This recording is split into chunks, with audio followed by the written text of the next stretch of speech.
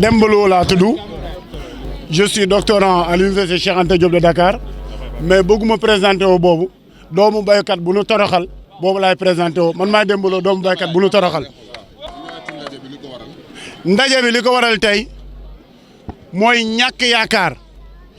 torox tardé sonn dee ñàkk xamatul fu nu jëm amatul lu ñuy def moo ñu waral woote tey muy kan muy ñaar muy entreprise bii taxaw ñu tudde ko champ éolien muy tool bu dugg ci biirub tool ca jariñu ñu dara ñun jël suñuy tool ki ko jox di le maire en place avec son cabinet ñi mandal di liggéey muy la mairie ñu joxe ko ca kenn fayeekuwul ñaari salaamaaleykum loolu mooy dëgg gi li nu fi jël ci ay tool boo ko xayma romb na téeméeri tool yu romb ñeent fukk ak juróom ñaar ci biir tool yooyu lanu ñu waxoon du dëgg lanu ca def du yoon bu nu jógee ci waxuma la tool yi mais da ngay seen ku ñu jël toolam fay ko ñaar fukk akub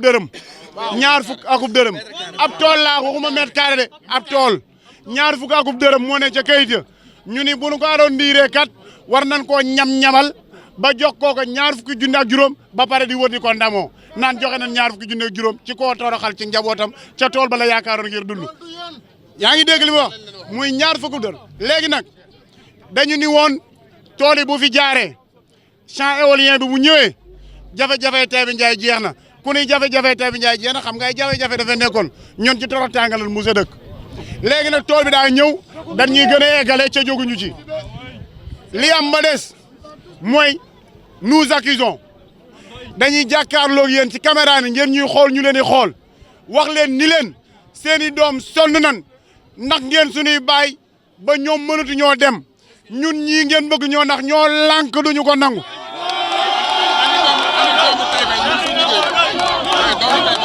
tool bi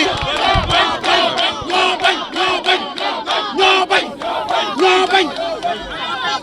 mani njiitu réew mi la ñuy waxal muy le président Macky Sall le gouverneur de Thiès le préfet de Tivaouane le sous-préfet de Meouane ñu leen di wax ni leen ñun doomi Taïba Ndiaye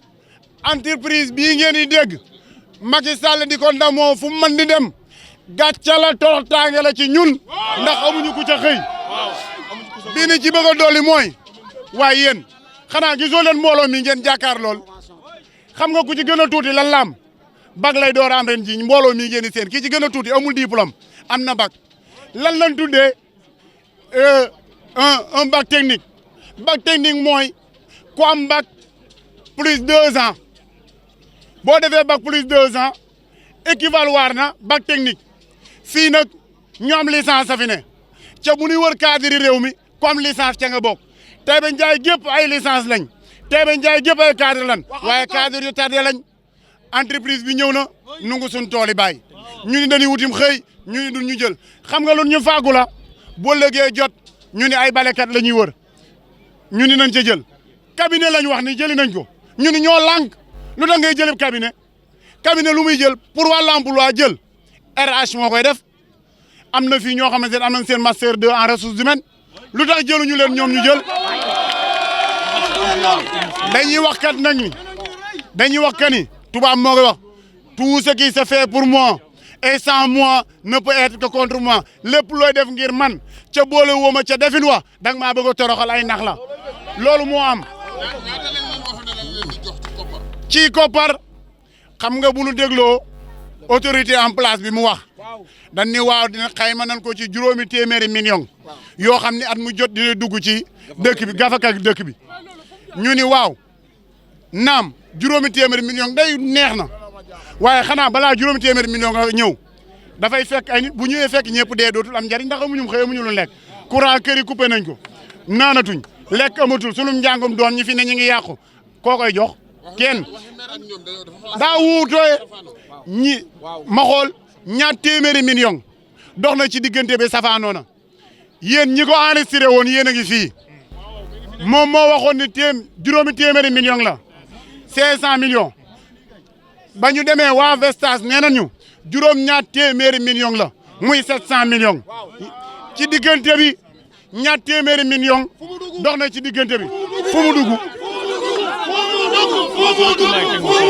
recrutement bi ba nu ñëwee ñu ni yéen kat yéen waa Taïba Ndiaye dinañ jël ndax dëkk bu nangam li ma njëkk wax rek moo ko dëggal mooy xam nga bu amoon doomu Taïba bu nu wóolu teg ko foofa muy tànn ca ñay liggéey bu dossier yi ñoo ñu yëg ko ma wax la tey ji information ca nous l'assumons dañu ni amul benn entretien bu amee ci biir Taïba Ndiaye entretien yëpp mi ngi amee Dakar ci immeuble bu ñuy waxee naka la tuddati boo demee Télium en face de l'Assemblée nationale boo demee au 12e étage foofu la seen siège nekk waa ñii bëgg nañ Taïba Ndiaye 8 personnes jël nañ ko juróom-ñetti nit amul kenn ku dëkk ci dëkk bi bañ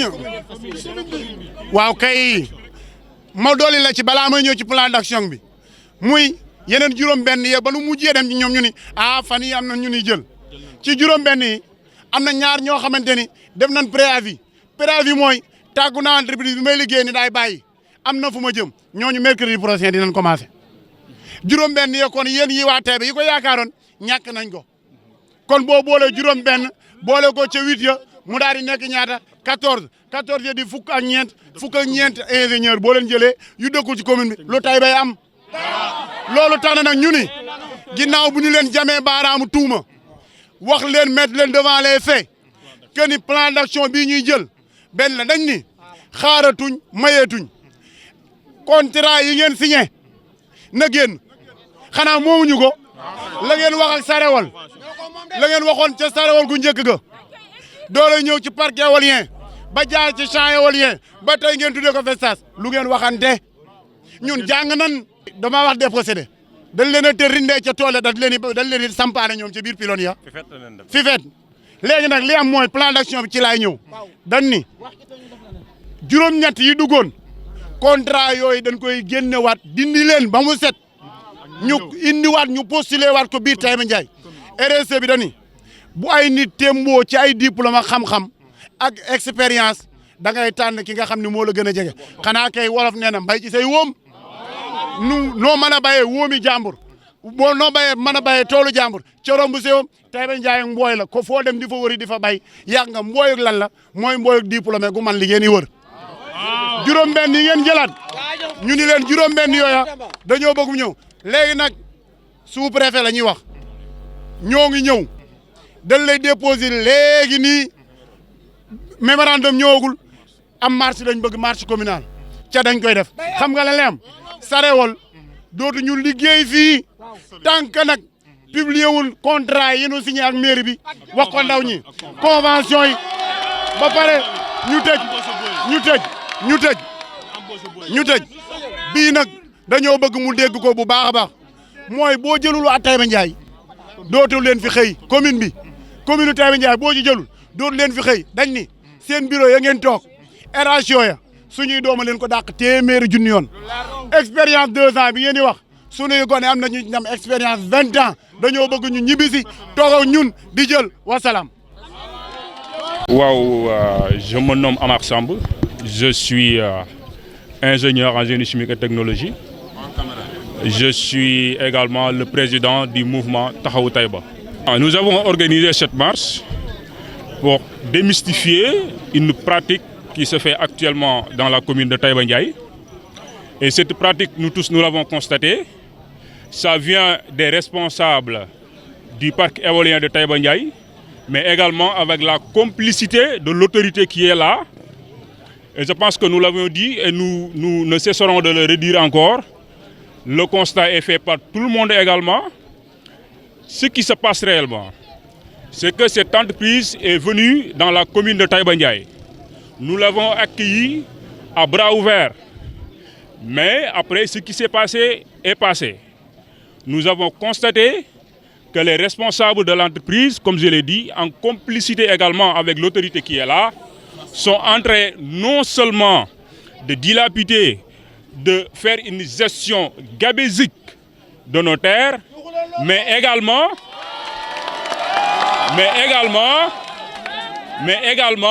de nous tromper de toutes les manières.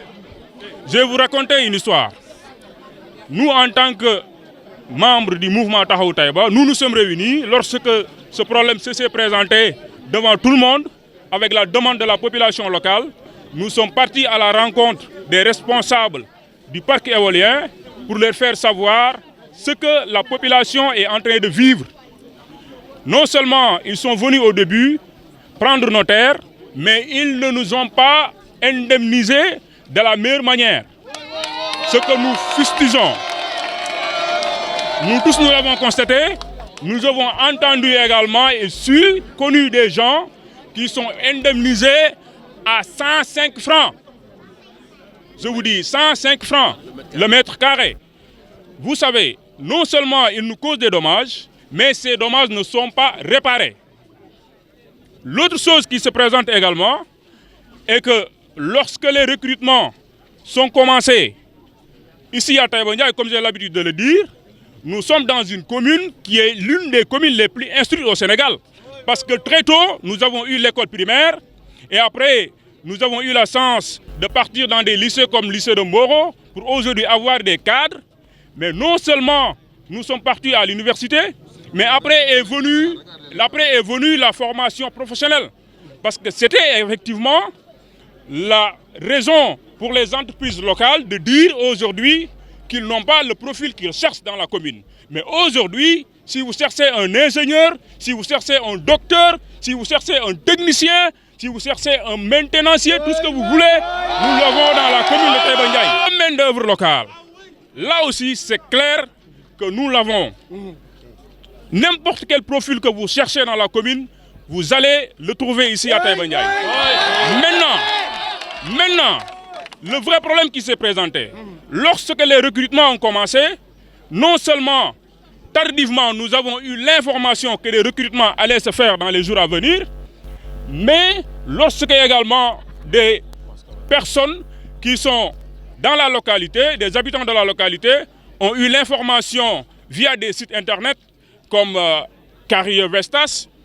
des gens se sont très rapidement déplacés pour déposer leur CV. Ces gens également ont répondu au job description, au profil cherché, mais ce qui s'est passé, nous l'avons tous connu, aucune personne de la localité n'est prise concernant le recrutement de personnel qualifié.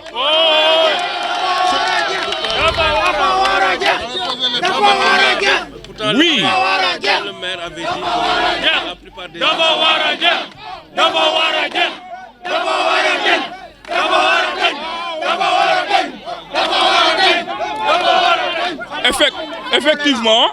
Effectivement, le maire l'avait dit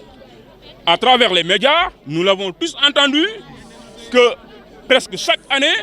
300 jeunes sont mis au service de ces entreprises, particulièrement le parc éolien de Taïba Ndiaye, mais également que ces entreprises sont en train de mener des actions concernant ce qui concerne exactement la gestion des impenses. Mais ceci est une fausse information. Nous l'avons tous constaté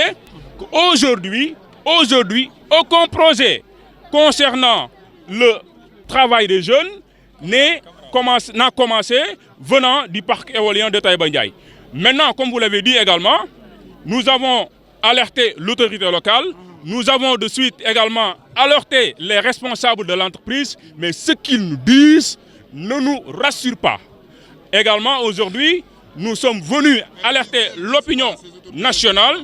Ces autorités, vous savez, lorsque nous sommes allés à leur rencontre, dans leur bureau, ils nous ont dit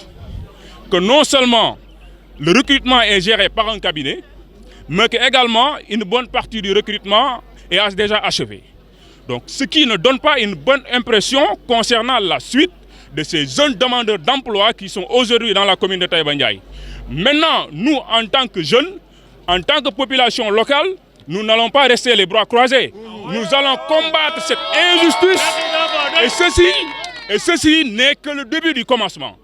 Encore une fois, nous lançons un appel à tout le monde, à l'autorité nationale, à l'autorité locale également, de se ressaisir et de se dire également que 411 paysans ont été touchés. Ça veut dire 411 ménages et comptez le nombre de personnes qui sont derrière ces ménages-là. Je ne sais pas exactement le nombre d'hectares, mais il y a eu des paysans qui ont perdu 2 hectares. Nous avons également, ils ont été indemnisés, mais pas de la meilleure manière. Ensuite, ce qui se suit, je vous l'ai dit, des dégâts se sont causés, des tas de sable déposés dans leurs champs, des camions qui aujourd'hui, ou bien des machines qui travaillent pour l'entreprise, se passent chaque jour dans leur champ et posent des dégâts. Mais le problème qui se pose est qu'ils ne sont pas indemnisés pour ces faits causés. Maintenant, une dernière chose que je voulais préciser, et concernant la gestion des impenses. Ça veut dire qu'en parlant de la gestion des impenses, on ne peut pas se passer de la convention qui lie l'entreprise et l'autorité locale. Nous avons fait une demande pour savoir ce qu'il en est. Nous avons demandé à l'autorité locale.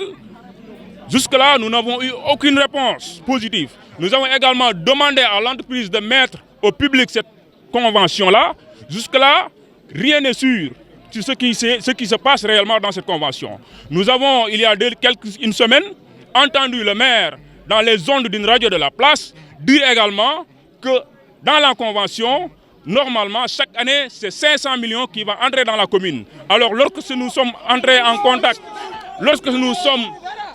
sommes partis rencontrer les responsables du parc éolien, ils nous ont clairement dit que 700 millions seront investis chaque année concernant les impenses. Alors, nous, la question qu'on se pose, où sont les 200 millions que les responsables ont déclarés alors que le maire de l'autre côté nous parle de 500 millions?